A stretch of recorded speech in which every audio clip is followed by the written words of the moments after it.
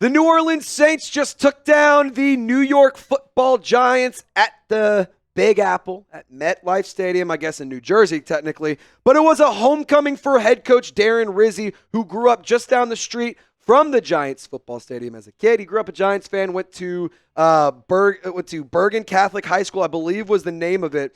It was a big game. It was Bergen Catholic High School, where Darren Rizzi grew up, went to high school, grew up a Giants fan. This is a big win. And I know that it's not seeming like that, but this is one of those like gut check wins. It's like, it's ugly. It may not be great. You may hate how it goes pretty much the entire way, but I can tell you this. It's really impactful, and it really is helpful, and it really puts a lot of chips into Darren Rizzi's corner, especially considering the Saints are going to have to go through a full head coaching search when it comes this offseason to find who's going to lead this team in the future. Now, a few things we're going to discuss today. The Derek Carr injury, that's going to be first and foremost. The second thing we're going to talk about is Kendre Miller and his first game back from being on IR the second time. He was absolutely great today. And then we're going to talk about my personal MVP, Bryan Bresee. But really quick, I just want to encourage you to sub for Saints Dubs. We crossed over 39,000 subscribers on our watch party Sunday, December 8th. And I just can't say thank you enough to all of you who joined the family and all of you who hung out with us. If you want to be a part of the watch party in the future, we have this awesome Saints Now helmet. You can get a helmet sticker. We give those out all the time. We also give away cool stuff like custom channel cups. I don't even own this cup. So if you want to get one in the future, hit the sub button and join the watch party. Now let's talk Derek Carr here. So according to Ross Jackson, in the fourth quarter, Derek Carr left the game. And if you remember, if you didn't see it, I don't know what Clint Kubiak was doing. I don't know. It looked like it was a design quarterback run. It looked like either that or RPO. I don't know what was going on here. I really don't know what was going on there. But it looked like a design quarterback run. Derek Carr books it outside. He gets the edge. But then when he's right at the first down marker, he leaps forward and tries to hurdle Kevin Austin Jr., and then he goes straight down on his hand. He hits his face into the turf. Like, it was not a pretty fall.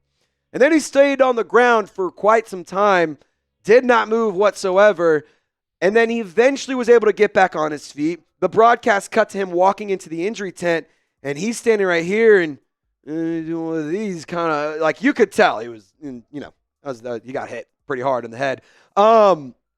So right now, as it stands at the time of filming this video, the most recent update we have is that it's a left hand injury that's coming from Darren Rizzi. Nick Underhill, Ross Jackson, and John Hendricks all have confirmed Derek Carr has a left hand injury, is getting scans and x-rays, nothing further on that. He hurt his hand trying to brace, said he came down, he tried to brace the fall. And then on top of that, he also is going to be evaluated for a concussion. So that is the most up-to-date information on Derek Carr.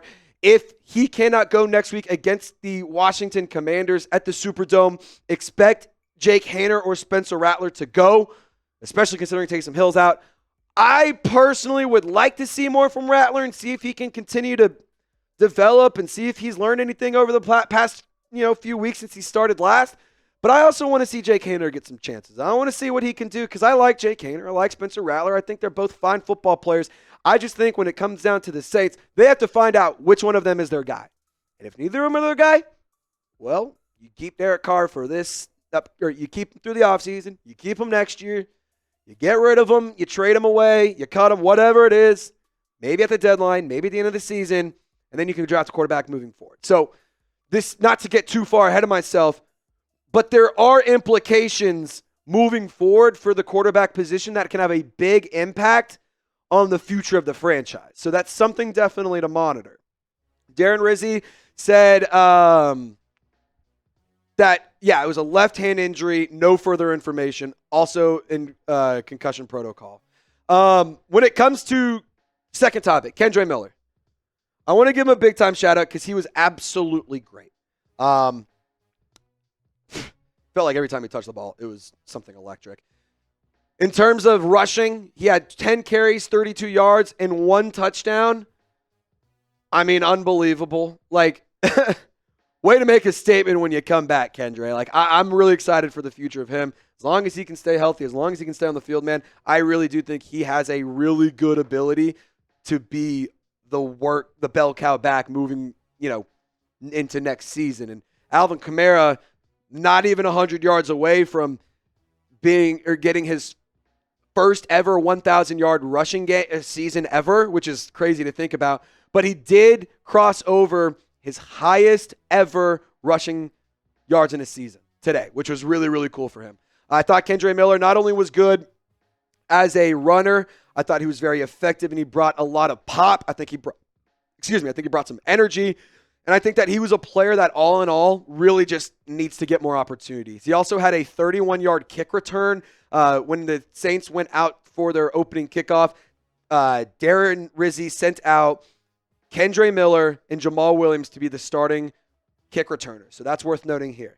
And I want to talk more about Kendre Miller. I want to talk a little bit about Bryan Bresee and everybody in between on that action. I got to give a big-time shout-out to PrizePicks, my favorite daily fantasy sports app out there. I absolutely love this app. And not only has it helped me turn my ball knowledge into some cold, hard cash, it's also helped, me and my girlfriend have a little bit more fun when we watch game days. And fellas, if you're trying to get your girls to enjoy watching football and enjoy game days with you, this is a really easy way to do it. I'm going to tell you a little hack, just, between homie to homie, guy to guy, brother to brother. I'm just going to keep it real with you.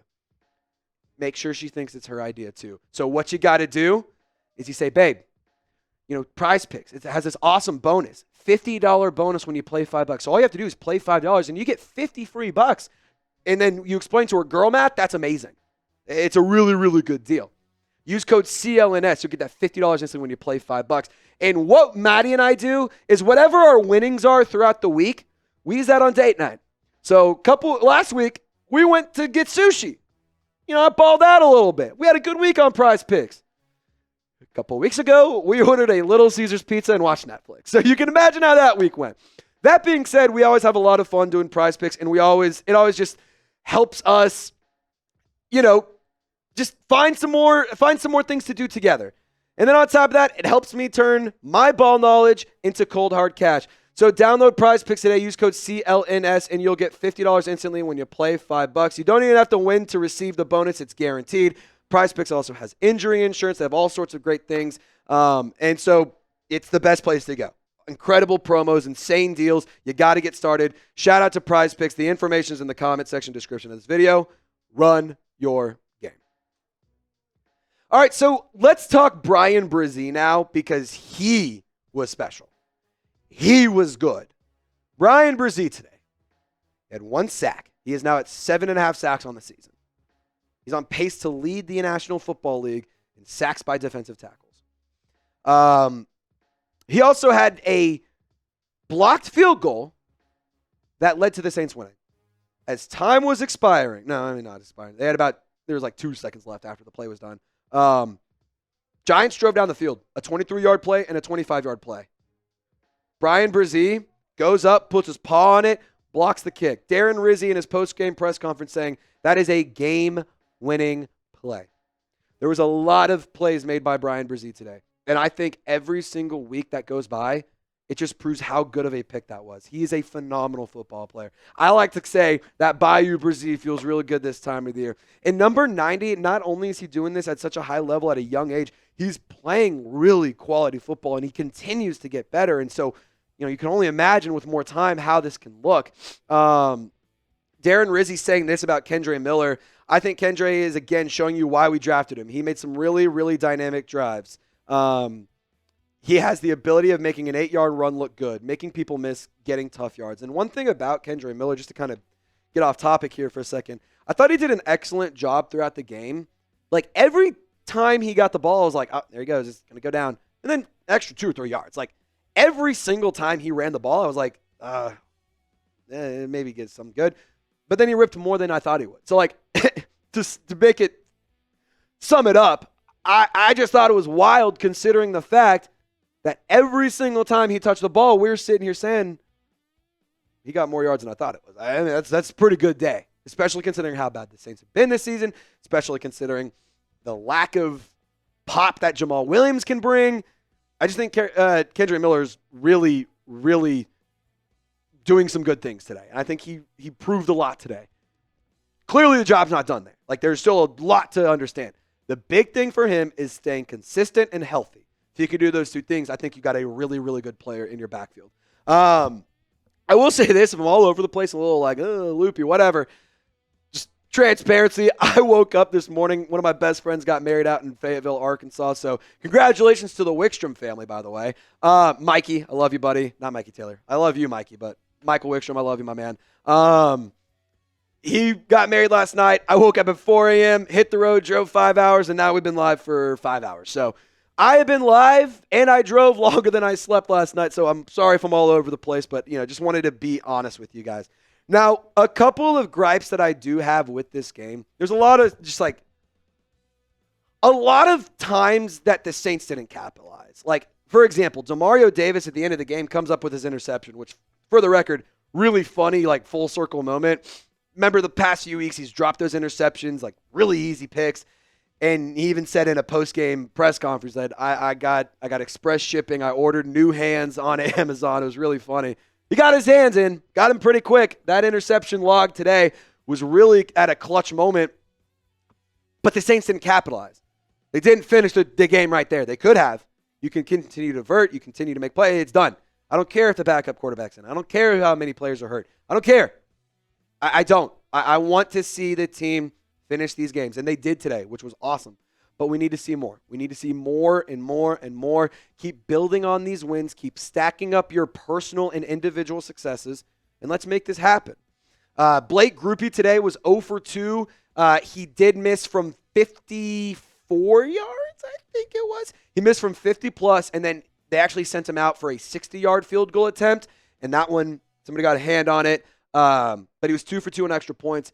I'm in the camp. If you think Blake Grupe's a bad kicker, I highly encourage you just to watch the kickers around the league that are not named Jake Bates or Brandon Aubrey. Just like 50-yard field goal is hard to make. It is, especially when it's windy in New York. Kind of tough. I'm not saying that it's an excuse, but I am saying he's been really good this year. Like he's been money from 50. Today was the first game or the first 50-yard plus kick that he missed this season. So, it sucks. Of course, I want more, but does that mean Charlie Smith needs to hop in? No. Why would you take him out? If this is a problem that continues to happen, different conversation. But right now, no changing the kicker, no changing that stuff out. Matt Hayball had a decent day at a long punt of 51 yards, 2 that landed inside the 20.